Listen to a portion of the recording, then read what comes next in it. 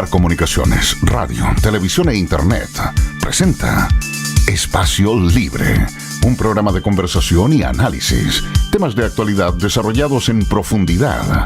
Conduce el abogado Hernán Ferreira Ceballos.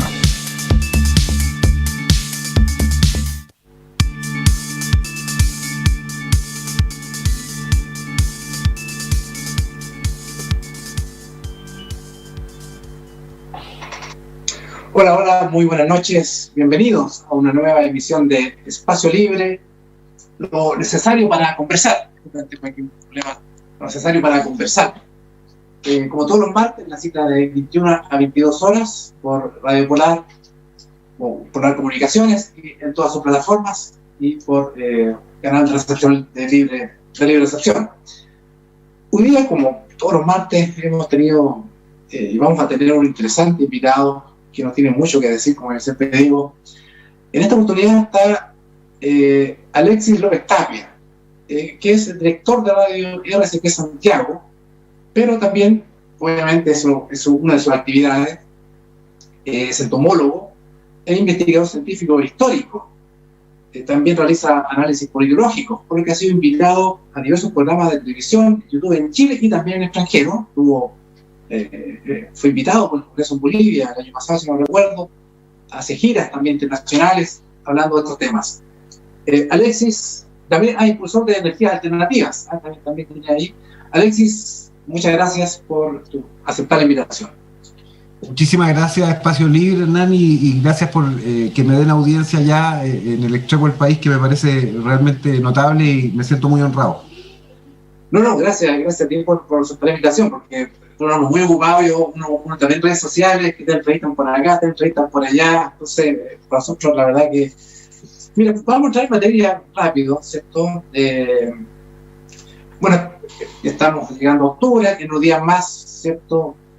Se cumple un año desde que yo llamo, y mucha gente Revolución de Octubre, del mal llamado estallido social, ¿cierto? Que le ponen esta cosa como dulcificante de nombre. También señaló el director de la PDI, en una entrevista que no fue hace mucho, lo llamó la explosión delictual. Ese fue el calificativo. Entonces, tú tienes un análisis sobre el sucedido, y lo tienes súper claro. Hablas por ahí, y corrígeme, en fin, de una revolución molecularizada. También señalas que se usa una estrategia de un juego oriental, que es el Go. Entonces, explícanos cuál es tu análisis del 18 de octubre de 2019 en adelante. Partamos diciendo lo que no es lo que ocurrió desde el 18 de octubre y que ha seguido sin pausa ni freno hasta hoy día mismo. No es estallido social desde el punto de vista politológico. Eso no significa absolutamente nada estalló en términos estrictos. Es un eufemismo que lo que busca básicamente es darle una connotación de carácter social a algo que tiene efectivamente un carácter eminentemente político, porque lo que se está viviendo desde octubre pasado y hasta hoy día es una insurrección revolucionaria. Esa es la definición técnica de lo que ha pasado y lo que está pasando no solo en nuestro país, sino también en el resto del continente.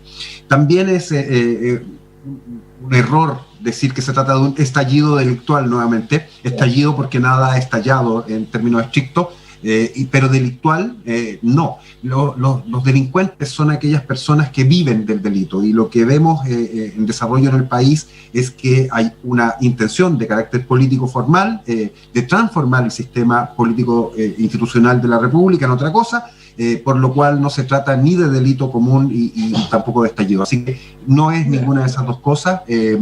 Sí se efectúan delitos, y eso es parte de la propia insurrección, pero son delitos de carácter ideológico que tienen su fundamento, un sustrato ideológico. Te lo voy a poner con un ejemplo, la gente lo va a entender inmediatamente. Cuando vimos los saqueos a supermercados, más de 2.000, lo que veíamos en muchos casos eran vecinos de los propios supermercados que accedían a saquear. Bueno, esas personas son trabajadores comunes y corrientes que no son delincuentes, pero tienen una justificación de carácter ideológico para hacer lo que hicieron. ¿Por qué? Porque los supermercados estaban rayados desde hace mucho tiempo. Recupera, decían los supermercados, en el sentido de que el supermercado, comillas, te roba con los precios y así, por lo cual tú tienes el derecho entonces de ir a recuperar lo que se te ha robado. Se trata, por ende, de delito insurreccional o insurrección a través del delito, y no de delito común, que es otra cosa completamente diferente.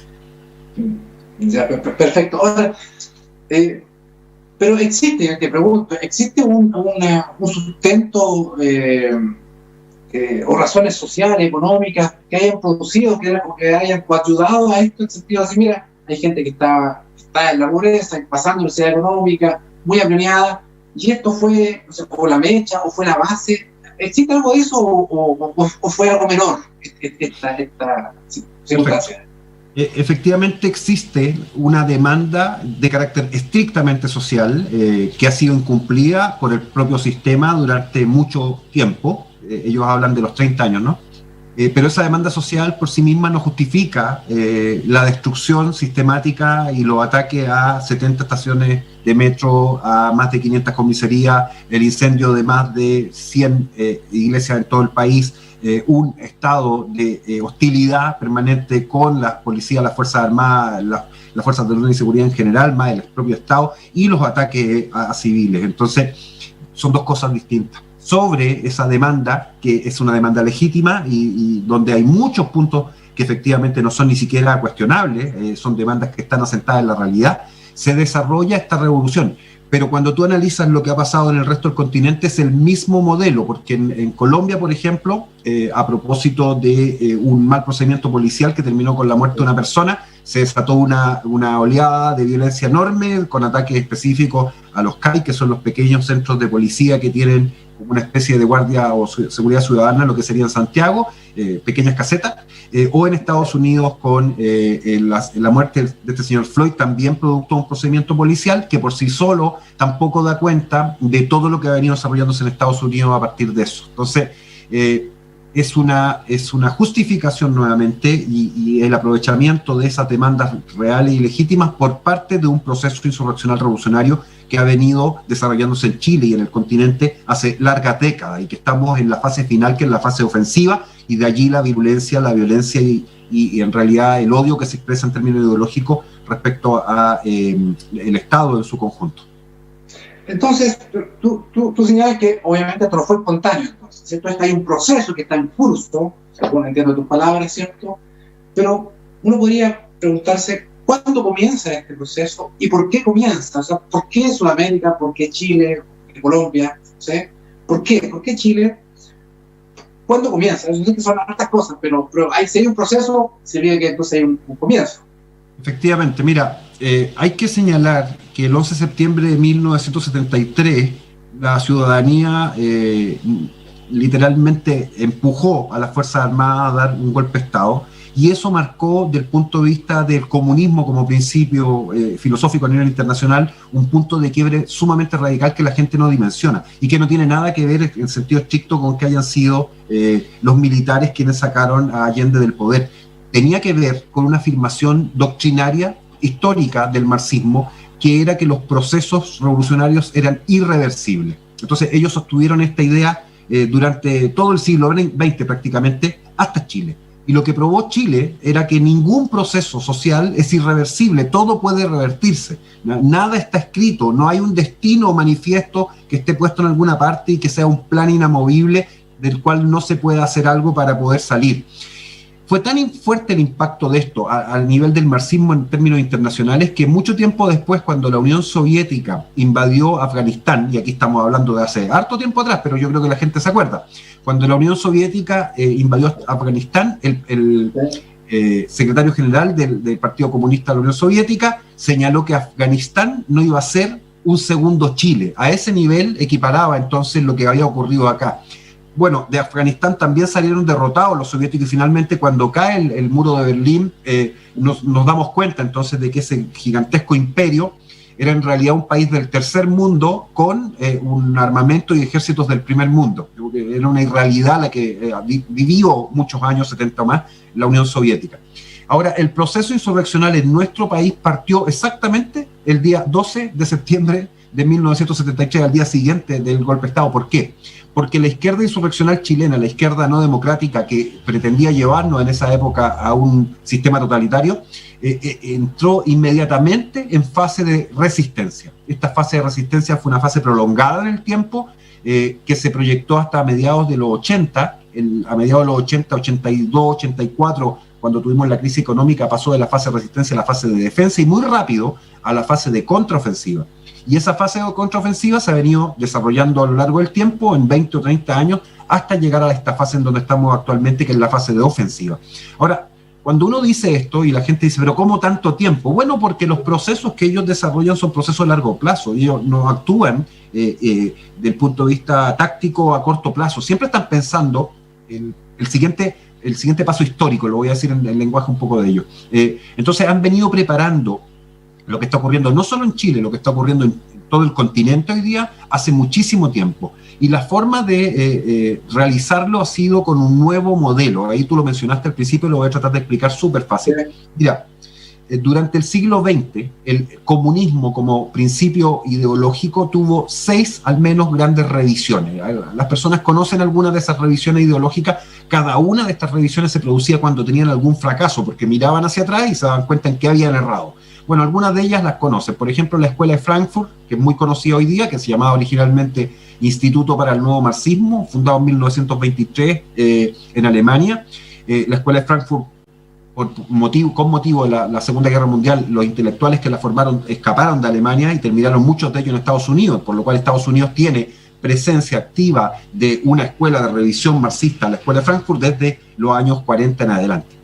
Y con universidades que están completamente modeladas a partir de esas visiones. Otro de los autores importantísimos es Antonio Gramsci, ¿no? Este gran teórico del marxismo italiano, que también en Segunda Guerra Mundial, y estando preso y derrotado por el fascismo italiano, escribe Los cuadernos de la cárcel, donde dice una cosa que es súper importante, da vuelta a Marx en sentido estricto, porque Marx decía en las bases tradicionales que había que apoderarse de los medios de producción. Esto en el lenguaje marxista se llama la infraestructura, que está abajo.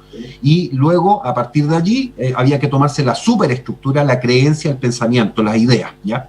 Y lo que dice Gramsci es que eso es un error, que lo que hay que trabajar es para apoderarse de las ideas, el pensamiento, la mente de las personas, y luego de eso va a uno a apropiarse de la infraestructura, los medios de producción.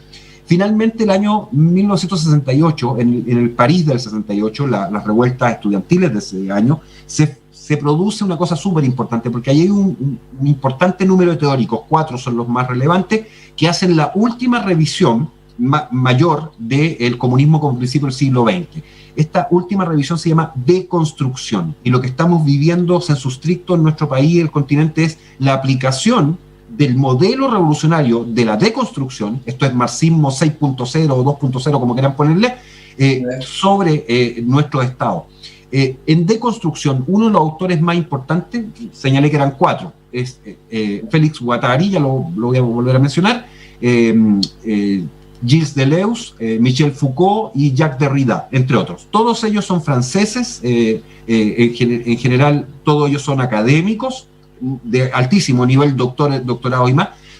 3 de ellos al menos son lingüistas, aparte Guattari es psicólogo, y 2 características también importantes mencionar son: 3 de ellos son de padres judíos religiosos, y lo primero que hacen, al igual que Marx hizo, es rechazar la fe de sus padres, y 3 de ellos son homosexuales, que es uno de los esquizes de construcción. Bueno, esta gente plantea entonces, a partir de todos los autores marxistas anteriores, incluido Gramsci, la propia Escuela de Frankfurt y muchos otros, Mao y el maoísmo como otro de los elementos súper importantes, que si se le da razón a Gramsci y por ende lo que se requiere es apropiarse de la cultura, ellos se preguntan, bueno, ¿cuál es la primera herramienta de dominio cultural? Y responden, la primera herramienta de dominio es el lenguaje, por lo cual todos, o la mayor parte de ellos, van a ser lingüistas de profesión, ¿ya?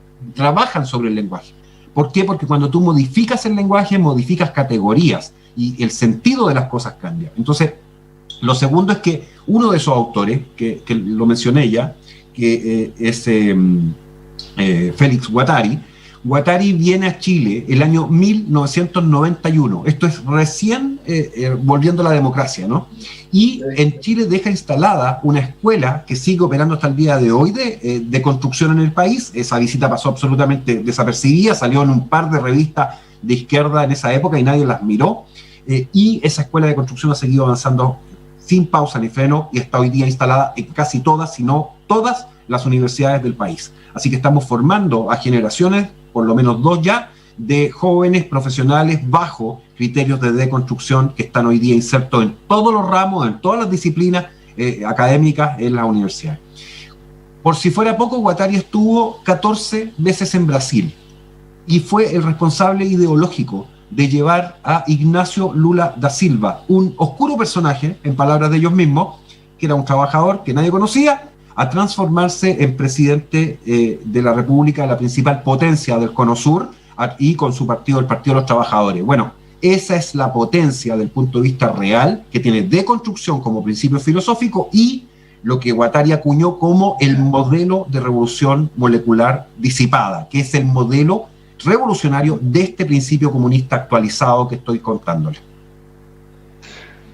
O sea, para poner un lenguaje simple, porque sé que aquí es, no voy a ser quizás muy simple, pero es como una pasada de cuenta, por así decirlo, de lo que pasó en el año 73, digamos. Esto yo pensaba, ¿cierto? Tiene una base, digamos, ideológica fuerte, ¿cierto? Que los procesos son irreversibles. Esta pasada de cuenta, en definitiva, porque hoy día uno escucha jóvenes, que a mí me llama mucha atención, bastante jóvenes en realidad, hablando del 73, hablando del golpe de Estado, como que si ellos lo hubiesen vivido, como que si ellos, ¿cierto?, fuesen víctimas de eso, digamos. Entonces, claro, ahí hay una educación dirigida a... Entonces, me parece, la verdad, que hemos encontrado, tú encontraste, y están ahí para la gente, estas bases ideológicas de por qué, después de casi 50 años, seguimos en lo mismo y seguimos pegados en lo mismo. Es bien interesante lo que planteas porque efectivamente, como un chico que puede tener 16 años, 20 años, o sea, que es un millennial en sentido estricto, o incluso más acá, tiene, comillas, conciencia histórica de un periodo que no vivió. Bueno, porque no es que haya sido enseñado, lo que ha sido es adoctrinado, que es muy distinto. Cuando tú enseñas, tú muestras, ¿ya? Y a él no se le ha mostrado las dos versiones, a él se le ha mostrado solo una cosa, ¿ya? En la crítica histórica de respecto al régimen militar o la dictadura, como quieran ponerle, con toda la carga además de culpa y la carga de la violación de los derechos humanos, etcétera, etcétera. Pero ese joven, si tú le preguntas, bueno, ¿y tú me puedes contar cómo era entonces el gobierno de la Unidad Popular? Probablemente va a desconocerlo o no tendrá demasiados elementos de juicio, porque a él no se le mostró. Si se lo hubiera enseñado, si se lo hubiera educado, él tendría al menos las dos versiones y tendría capacidad, porque no son tontos, de poder tomar frente a eso posición respecto a dos visiones y con todos los elementos de juicio. Pero cuando solo se le ha mostrado durante décadas y a partir del colegio y la infancia una sola versión, ese niño termina siendo un joven adoctrinado y por ende la responsabilidad mayor de lo que ocurre con ellos tiene que ver con sus propios padres y familia como primera cuestión, y esto es transversal porque ocurre en familias que son de muy bajos recursos, como ocurre también en familias de enormes recursos. Tenemos hijos de familias de enormes recursos hoy día que están absolutamente asociados con la insurrección en curso y cuestionan a sus padres por la inequidad, por tener tanta riqueza y una serie de otras cosas. Entonces, para ser más fuerte, hay hijos de militares que los cuestionan, sí que estos padres hayan tenido nunca que ver con temas de violación de los derechos humanos como asesinos. Bueno, eso es producto, reitero, de no que se les haya enseñado, es porque se les ha adoctrinado y se les ha podido adoctrinar porque este proceso insurreccional en desarrollo en el país no ha tenido ningún freno durante más de 30 años por parte de quienes podían al menos hacer un contradiscurso, si es que no un contraproceso. Ahora tú, en una entrevista que yo te vi, ¿cierto? Después lo traté de buscar, pero el tiempo a veces no me alcanza, mostraste 4 libros de estos autores, no sé si era un libro de cada autor que tú señalaste, y a mí me llamó mucho la atención uno donde la portada salía un joven saltando el torniquete de 1 metro, ¿cierto? Que no era Santiago, se puede un libro que tiene sus años ya. Entonces uno puede decir, pero ¿cómo esto que sucedió acá en Chile, esto estaba o planificado, o fue casualidad que, ¿cierto?, la Papa hablara de esto? ¿Cuál es el libro para que la gente no diga y por qué está esa portada así, la tapa, diciendo, hablando de un joven saltando 1 metro? Primero, meses antes, desde el año anterior por lo menos, en Santiago, las estaciones de metro habían venido siendo rayadas con un mensaje que decía de la evasión a la insurrección. Eso decía, toda la estación, de la evasión a la insurrección. Y lo que muestra la portada del libro que tú mencionas, que se llama Contribución a la guerra en curso, que es una obra de Jacques Derrida junto con el colectivo de construccionistas francés Tikkun, que está presente en Chile desde 2010, valga señalarlo. Ese libro en la portada efectivamente muestra un torniquete de metro con una muchacha que está evadiendo el pago. Entonces, lo que ocurrió en octubre es de manual. Mira, como nosotros veníamos estudiando el proceso 20 años, yo empecé a publicar trabajo de análisis del proceso insurreccional el año 2000 aproximadamente, ¿ya? Para nosotros no fue ninguna novedad lo que pasó en octubre. Lo único que vimos fue que el proceso llegaba a su punto de máximo nivel de conflictividad y aparición de ánimo hostil, y por ende pasábamos a lo que estamos técnicamente, y esto es politológico para que la gente lo entienda, desde al menos noviembre pasado, que es guerra civil en el país, pero de baja intensidad, ¿ya? En este mismo momento, en la Araucanía, en Contulmo, ha habido un incidente donde Carabineros, que estaba desarrollando un operativo, fue atacado con arma larga, tuvo que replegarse, escapar hacia los cerros, y les quemaron 2 camionetas, que son camionetas no de Carabineros, eran camionetas blancas, las que estaban ahí, con ese nivel de agresividad. Bueno, eso tiene un puro nombre, que es guerra civil. Lo que ocurre es que ha sido de baja intensidad porque el modelo está hecho para no escalarla a alta intensidad. Alta intensidad o intensidad crítica es cuando tú logras en un modelo insurreccional que las Fuerzas Armadas, por ejemplo, se dividan, ¿ya? Y entran en conflictos civiles, pero además con Fuerzas Armadas en conflicto. Eso no va a ocurrir en este modelo. ¿Por qué? Porque está hecho para que sea un modelo de desgaste progresivo, por eso no paran, y avanza, y luego que nunca escala hasta los niveles críticos para evitar precisamente que las Fuerzas Armadas puedan intervenir, porque es parte del conocimiento y la experiencia que aprendieron, particularmente en Chile, pero también en otros países, en el siglo pasado, de no hacer que el conflicto llegue a tal grado donde se justifique, se llama casus belli técnicamente, el casus belli que permite entonces que las Fuerzas Armadas intervengan. Por lo cual, con esto estoy señalando además, que de esto no vamos a salir, como mucha gente lo pretende y lo quiere y lo desea, porque venga El Salvador o la Fuerza Armada o algún militar a hacerse cargo del problema. Este es un problema que está remitido a la sociedad civil, a todos nosotros los patriotas de Chile, que no queremos que nos sigan destruyendo el país y que terminemos viviendo literalmente un soviet en Chile. Ahora, a mí se ha hablado mucho este tiempo, ¿cierto? Y uno conversa, y mucha gente se pregunta de la calle, se dice, ¿habrá guerra civil en Chile? O algunos se aseguran, mire, vamos directamente a la guerra civil. Y yo le contestaba, mira, difícil, porque efectivamente, porque lo que tú señalas, yo veía que para que si tiene una guerra civil deberían haber las Fuerzas Armadas, por ejemplo, enfrentarse, porque deben haber 2 bandos más o menos con la misma capacidad de fuerza, ¿cierto? De armas. Pero tú me estás señalando que es posible una guerra civil de otra manera, como de casi de desgaste. Bueno, espera, vamos a dejar la pregunta, está sonando la música, así que volvemos después de la pausa con Alexis López Tapia. Usted se ha enterado lo interesante que es este tema, así que vamos a la pausa y volvemos en 3 minutos.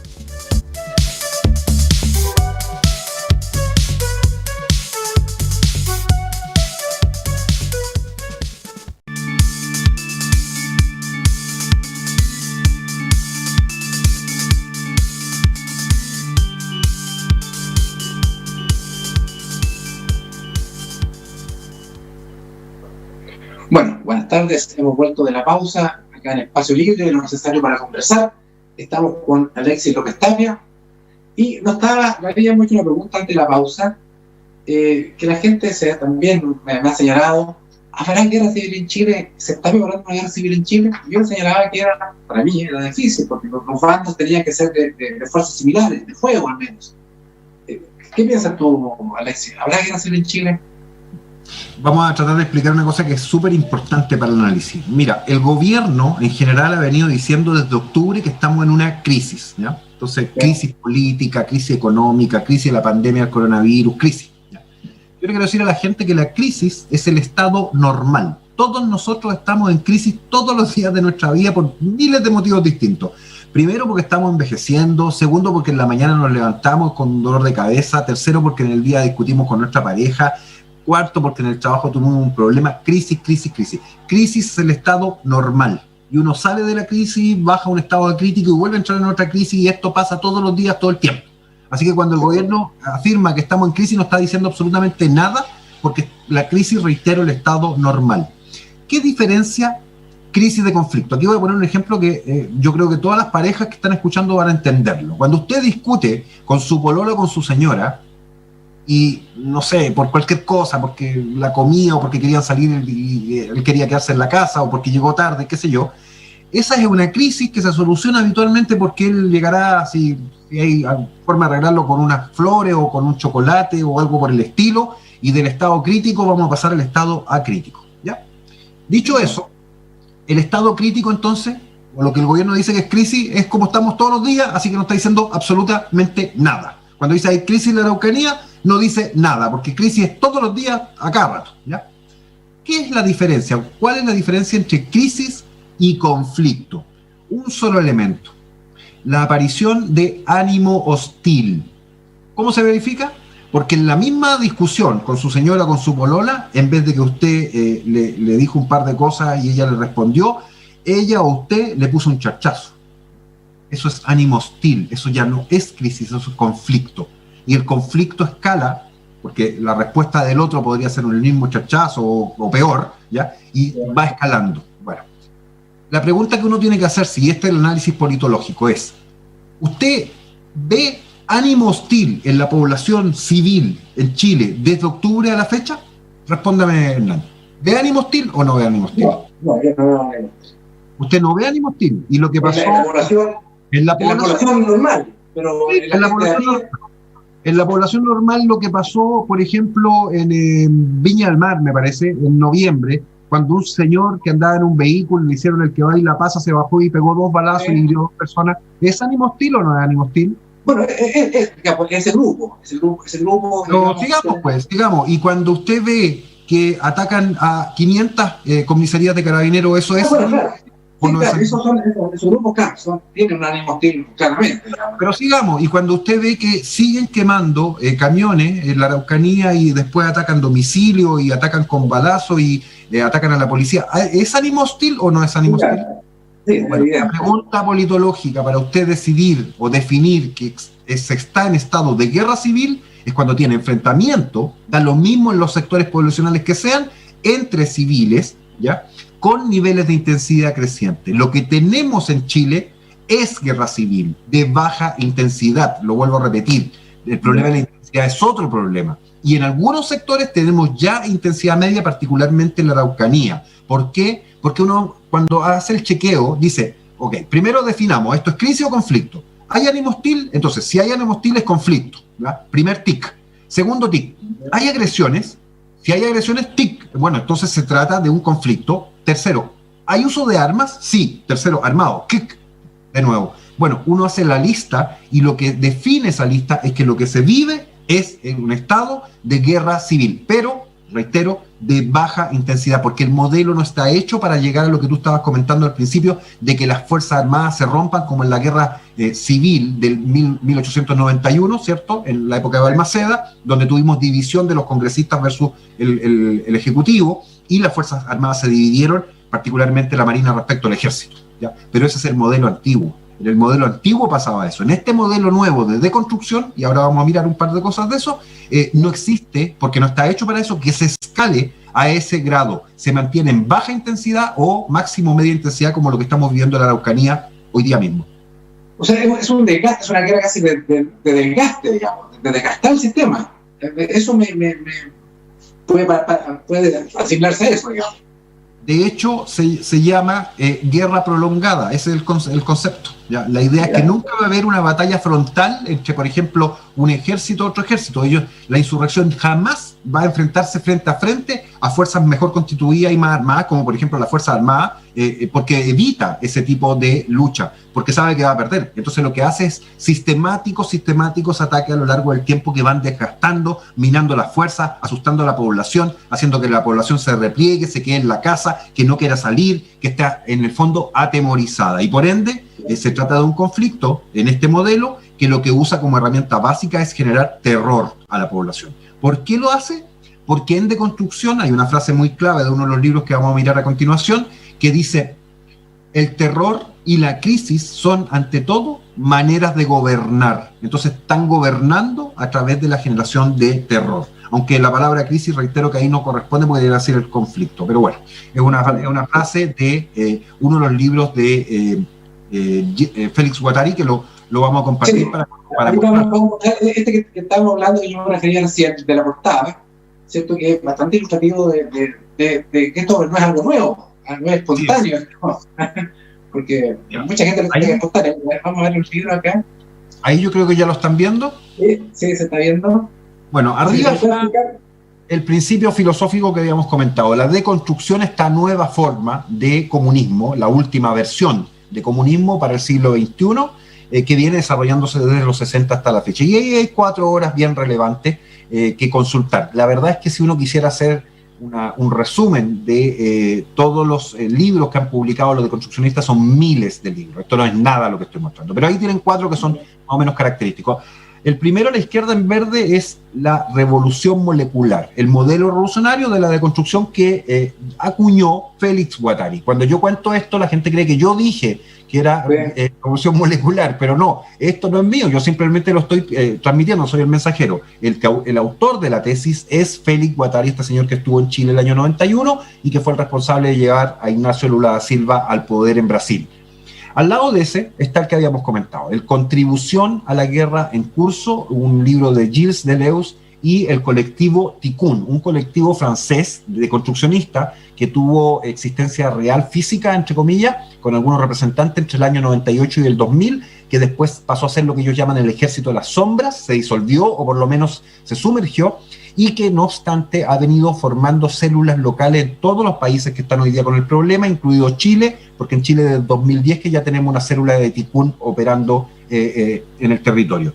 Al lado de ese está Michel Foucault y el poder, una viaje iniciático 1, que son libros donde los propios deconstruccionistas se citan uno a otro y trabajan unos con otros. En ese caso, el autor es Gilles Deleuze, de nuevo, el mismo de Contribución a la Guerra del Curso al lado, y finalmente uno un poquito más avanzado, lo muestro simplemente aquí para que se note hacia dónde va esto, porque de deconstrucción vamos a pasar a post-deconstrucción, que la gente ni siquiera se imagina lo que es eso, que realmente espanta un poco. Los que quieran ver algo de deconstrucción o conocer qué es lo que dice esta gente, los invito a los que tengan Instagram a buscar una página en Instagram, aunque sí tienen que tener estómago para meterse a esa página, que se llama Pliegue. Usted ponga Pliegue en Instagram y va a entrar a una página de un colectivo de construccionistas chileno, de profesores de la Universidad Católica, de la Universidad de Chile, que reciben financiamiento estatal, y vea usted mismo lo que promueven en esa página en Instagram. No se lo voy a contar yo. Vaya a mirarlo usted, si quiere ahora mismo, entra a su Instagram y vaya a buscar Pliegue. Le reitero que cuando mire las imágenes va a tener que tener estómago para poder mirar lo que está ahí. Simplemente decir entonces que la deconstrucción como modelo tiene esta enorme cantidad de obras de literatura donde están literalmente generando manuales insurreccionales, y en particular esa Contribución a la Guerra del Curso que está en la portada ahí es el manual que se usó para la insurrección que tuvimos a partir de octubre pasado. Ahí están los libros, porque la gente, ¿cierto? Después cuando revise este programa, ahí están. El tiempo pasa tan rápido. Este programa yo lo había también enfocado también hacia el globalismo, ¿cierto? Ahora, pero que tengo 2 temas, obviamente relacionados. Uno, el plebiscito, con una cosa bastante más local, más pedestre, por así decirlo, dentro de este marasmo de cosas que nos das tú. El globalismo, ¿cómo tú defines el globalismo, ¿cierto? ¿Cómo afecta a Chile? Bueno, lo primero que hay que decir es que las insurrecciones a nivel nacional en todo el continente están directamente vinculadas con el globalismo como proceso de hegemonía política global mundial. ¿Ya? Eso está directamente relacionado. Hay muchos ejemplos, pero yo te voy a poner uno que la gente creo que ya conoce. ¿Quién está, por ejemplo, financiando, y esto es explícito, abierto y ha sido público, a los grupos Antifa, ¿ya? Los que están operando en Estados Unidos y los que están operando en Chile también desde octubre pasado, ¿ya? Estos sectores antifascistas, como se denominan? Bueno, un señor, entre otros, que se llama George Soros, que yo creo que la mayor parte del público que está viendo el canal lo conoce, por lo menos lo ha oído nombrar, que es un globalista internacional, un hombre que tiene una fortuna enorme, gigantesca, que está literalmente apoyando y financiando a los grupos Antifa en todo el planeta, y son los mismos grupos que operan en Estados Unidos, como han venido operando aquí en Chile también. Así que cuando un joven sale a tirarle en cualquier ciudad de Chile una piedra a Carabinero o una bomba molotov de Carabinero, en el fondo está trabajando para el señor, entre otros, George Soros. ¿Por qué? Porque en el mismo tránsito donde en Chile estamos viviendo esto, el señor Soros, por ejemplo, ha tenido intereses por el litio chileno y es uno de los accionistas detrás de los chinos, porque trabaja con ellos, de la compra que hizo Tianqi de una buena parte de la propiedad del litio del país. En Bolivia, Soros, a través también de los chinos, es propietario de la mayor mina de cobre boliviano, que es gigantesca, más grande que Chuquicamata. En Colombia, Soros está detrás de un señor Petro, que va a ser el próximo candidato a la presidencia de la República, un señor formado al alero de la deconstrucción como modelo, que Soros ha venido apoyando sistemáticamente y que ya fue alcalde de Bogotá. Y así, en todo el continente, tenemos a Soros detrás de muchas acciones. Y al final del día, ¿por qué? Porque para que exista un nuevo orden mundial con un gobierno mundial, es requisito indispensable que los estados nacionales desaparezcan. Y como se dieron cuenta en el siglo XX los globalistas de que no servía la guerra entre estados para hacer desaparecer los estados, porque cuando chocan dos estados, claro, uno gana, otro pierde, pero los estados quedan ahí. Había que hacer que los estados implosionaran, que se derrumbaran y colapsaran por dentro. Y eso es lo que estamos viviendo en el continente hoy día, que es la deconstrucción de nuestros estados nacionales. Cuando nuestros estados dejen de tener soberanía, libertad, autonomía, independencia, bueno, el globalismo va a poder operar de verdad, dictando las normas, porque ya lo hacen, aunque lo hacen todavía por medios, comillas, democráticos, de cómo tenemos que vivir en nuestros países, porque simplemente no va a haber más países. Lo que está en juego entonces es lo que está pasando en Chile y en todo el continente, es nuestra patria. Eso es lo que tenemos que defender, porque a eso es a lo que quiere atacar el globalismo como modelo. ¿Y a través de qué lo hace? A través de estas insurrecciones horizontales moleculares disipadas, según el modelo de la construcción de Guattari y otros que ya les mencioné.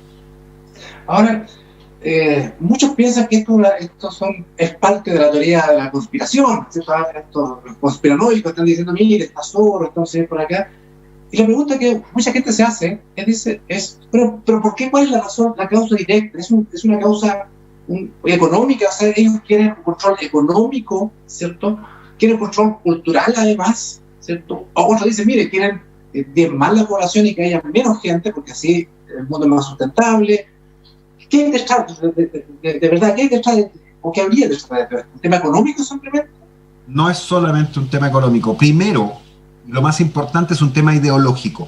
Si usted rastrea, a ver, en periodismo, cuando uno estudia, una de las cosas más importantes que le enseñan es siga el dinero, ¿ya? Cuando usted quiere descubrir en cualquier caso, los abogados son especialistas en eso también, uno sigue el dinero. Entonces lo que tiene que preguntarse es de dónde viene este dinero que se ha gastado acá en el continente para que las insurrecciones locales florezcan como han florecido, entre comillas, y estoy ocupando la palabra profesor, por las primaveras árabes y otras, que también fueron movimientos financiados por el globalismo internacional. Pues bien, usted se va a encontrar con una enorme cantidad de fundaciones de carácter filantrópico, lo voy a decir de esa manera, que financian acciones que básicamente deconstruyen a los estados nacionales. Dentro de esas, la Fundación Rockefeller, la Fundación Ford, la Fundación Carnegie, y me podría aburrir citando fundaciones, Soros con su Open Foundation y así, muchos actores que sistemáticamente por décadas, más de 50 años, han venido financiando a los grupos subversivos de todo el planeta para ir demoliendo y deconstruyendo hoy día a los estados nacionales. Entonces, cero teoría de la conspiración. Usted sigue el dinero y va a encontrar de dónde viene. Le voy a poner un solo ejemplo. Uno de los medios de comunicación, comillas, más importantes del país se llama CIPER Chile, ¿cierto? Centro de Informaciones Noticiosas o Periodísticas de Chile. Vaya a mirar quiénes están detrás de CIPER Chile, porque ellos mismos lo publican ahí y se va a encontrar con la fundación del señor Soros. No lo digo yo, lo dicen ellos. Usted vaya a mirar quién financió las acciones del Frente Amplio, Boric y Jackson en particular, respecto a, comillas, democratizar, que significa sovietizar, así en la traducción real, a el país. Bueno, vaya a mirar porque ellos mismos también tuvieron que dar explicación al respecto, que es el señor Soros que está detrás. Entonces, cuando uno habla de esto, está hablando cero teoría de conspiración. Uno no hace ninguna imputación, son lo que ellos mismos muestran. El señor Petro en Colombia, que ya lo mencioné, bueno, él sale ahí al lado de Soros y habla de Soros a cada rato. Entonces no es que yo lo diga, lo dice él.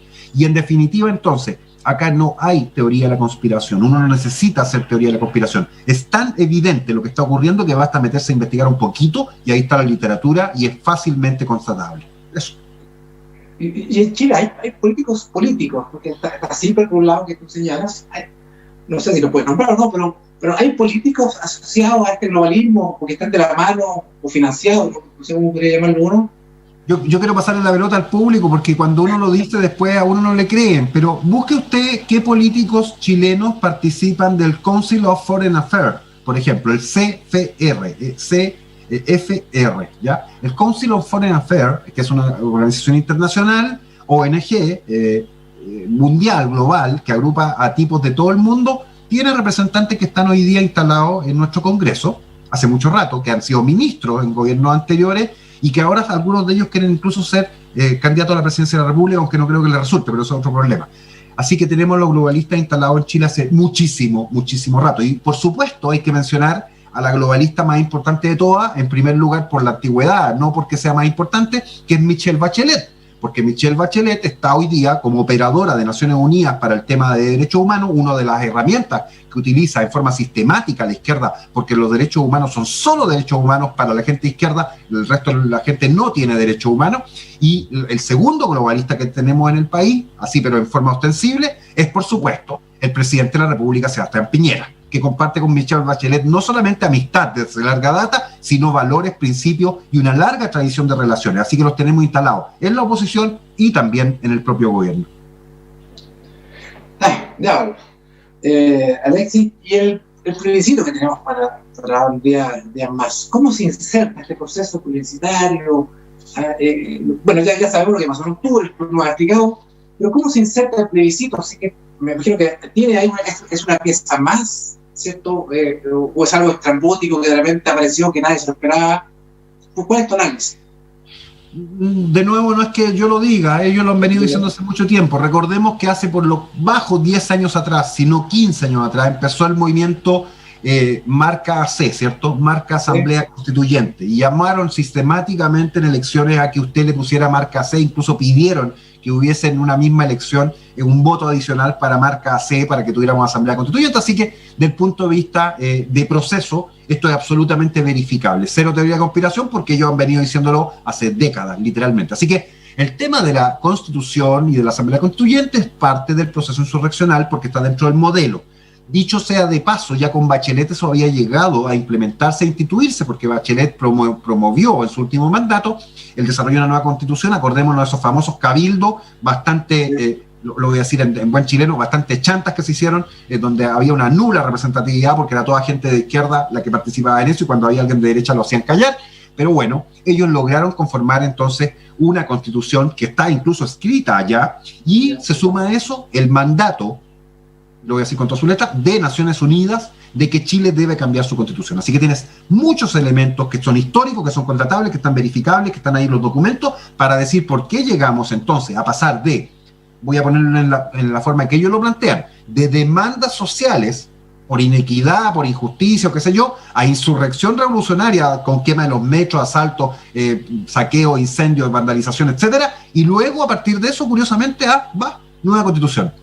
Cero espontaneidad. Esto es un manual escrito que se ha venido desarrollando y que nos lleva inevitablemente el próximo 25 de octubre a tener que ir a votar, y por ende el llamado a todos los patriotas es ir a votar y por supuesto marcar rechazo en la forma más grave posible ahí en el voto, que quede muy marcado porque los votos van a estar muy disputados, y hoy día en el plebiscito en términos estrictos estamos en empate técnico, así que hay que hacer todo el esfuerzo para ir a votar, para llevar a la gente mayor a votar, porque tienen dificultad de desplazamiento y ahí hay un problema grave, por además el tema del coronavirus, y finalmente constituirse como apoderados de mesa, hay muchas plataformas para eso, para ir a lo más importante, porque el problema nunca son los votos, el problema es quienes cuentan los votos, así que hay que ir a darse el trabajo de verificar que todas las cartillas de información salgan todas igual y que los votos todos sean disputados, porque va a haber gente que va a decir que los votos están nulos o que cualquier cosa por una raya más o una raya menos, lo que haya.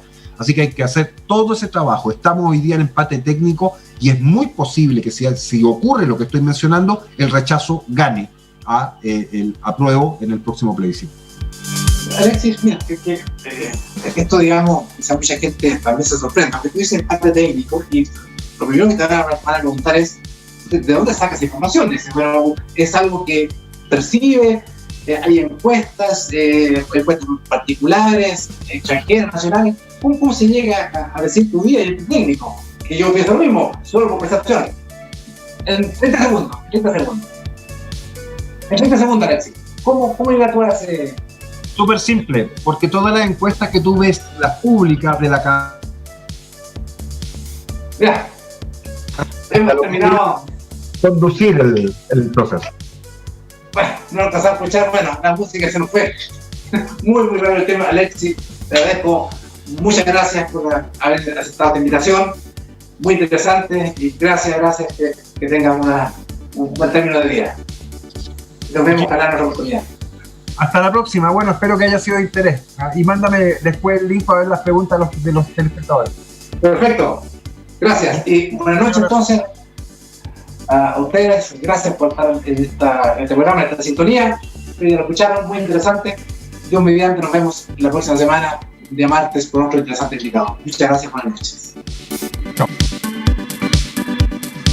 Polar Comunicaciones, radio, televisión e internet presentó Espacio Libre, un programa de conversación y análisis, temas de actualidad desarrollados en profundidad. Conduce el abogado Hernán Ferreira Ceballos.